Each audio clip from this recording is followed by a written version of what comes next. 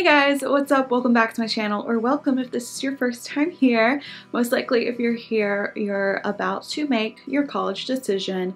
Congratulations! Choosing a college is a very big deal, and that's why I was going through it this time last year, and that's why I wanted to make this video to help you guys along, tell you the tips that I took from other people about, narrowing down your colleges, how to make the final decision, what to look for, and more. But before we get into that, if you guys want to know how I got this look today, wow, beauty guru vibes, how I did my hair and my makeup and where my jewelry's from, I just did a get ready with me featuring this look. I'll link it down below, and I'm just double filming today, so that's why I'm wearing the same thing. Anyway, let's go ahead and get started. So of course, I have my list here, and the first tip I have for you guys is to make a list. You can make it on paper. I actually recommend, if you want to be kind of high-tech, it's very easy though, making a Google spreadsheet, or if you have Excel, you can make an Excel spreadsheet, but Google Sheets works as well.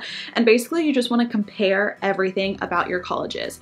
So it's easy to do this if I think it's better to do it digitally if you're looking at a lot of colleges, like over 5, but even if you're under 5, then what you do is just put the name of the school, put the monthly cost per semester, put your financial aid, put the location, put the pros, put the cons, lay it all out in a Google spreadsheet so you can see it, you can show it to your parents, to your friends, your advisor, whoever, is a part of this decision-making process, and show them exactly what you're looking for in all the colleges.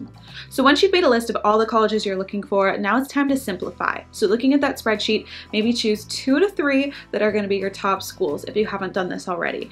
I actually only applied to 3 schools, so I narrowed it down to my top 2 because I realized I wanted to live in Nashville. The other school I applied to wasn't in Nashville, crossed it off the list. Okay, so I chose between Lipscomb and Belmont. I probably should have said that at the beginning of the video in case you guys don't know.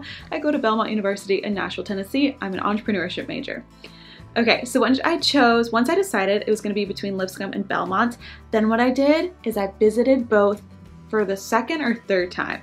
So once you narrow it down to your top 2 to 3, I recommend visiting each of those schools again, knowing in your head that it's your top school. Because a lot of times when we tour schools, I was a sophomore touring some schools and then like a junior, but by the time your senior year comes around, it's more of a realization.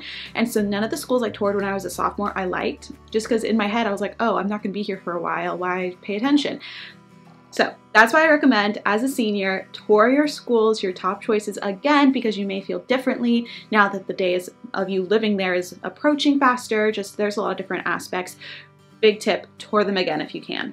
Another tip you can do to help you decide where you're going to want to be best is to reach out to students who go there on social media. Yes, it's great to ask your tour guides a ton of questions when you're on their tour, but the truth is they're being paid to promote the school, so you may not get the most honest answers out of them. They're great to ask questions like, what is the meal plan situation? How many years do you have to live on campus? What is the minimum number of credit hours to be a full-time student? Those kinds of just basic questions about the school are great for tour guides, but I find the questions about like, okay, how do you like your professors? What are your classes like? How's the homework load? For those questions, try to search your college on Instagram. So use the hashtag like UGA football or I don't know, something, and try to find someone who has not a private Instagram account that, looks friendly, looks nice, that you can reach out and be like, hey, I found your Instagram under this hashtag, so you don't seem like a stalker, but I found your Instagram because I was looking for girls or guys who go to this school because I'm looking to come here. Can I ask you some questions? And they may say yes, and if they do, awesome. I get questions like this all the time in my DMs, so if you have a question about Belmont, I'd be happy to answer it.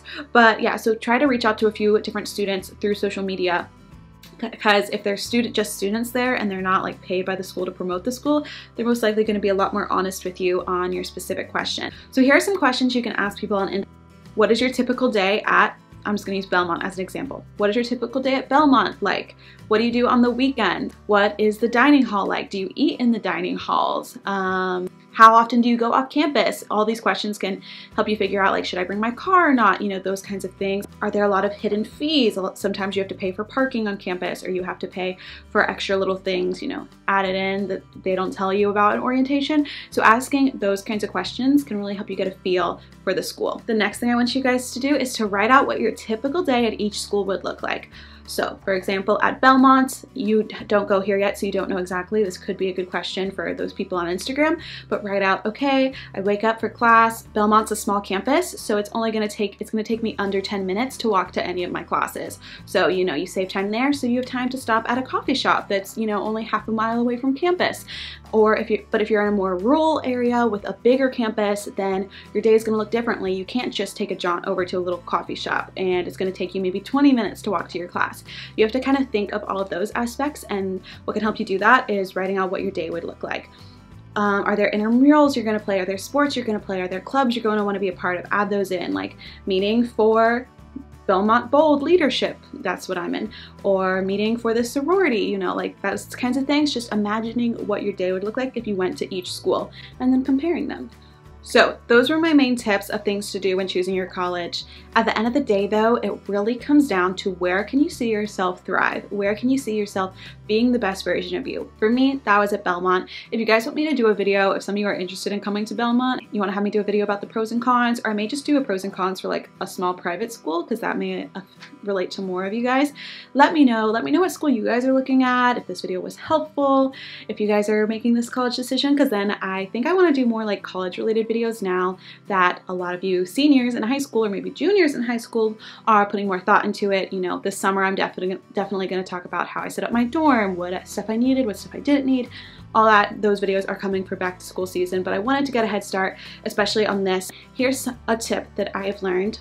You can make it work almost anywhere. Unless there's a big, giant, terrible thing that's happened to you at that school, something tragic or, you know, just a very bad situation, then that obviously is a good reason to change schools. But for the most part, you can make it work anywhere. I could have probably, even if I chose UT, which is the first school I crossed off my list, I probably would have still made it there, probably would have still made friends and liked my classes, things like that.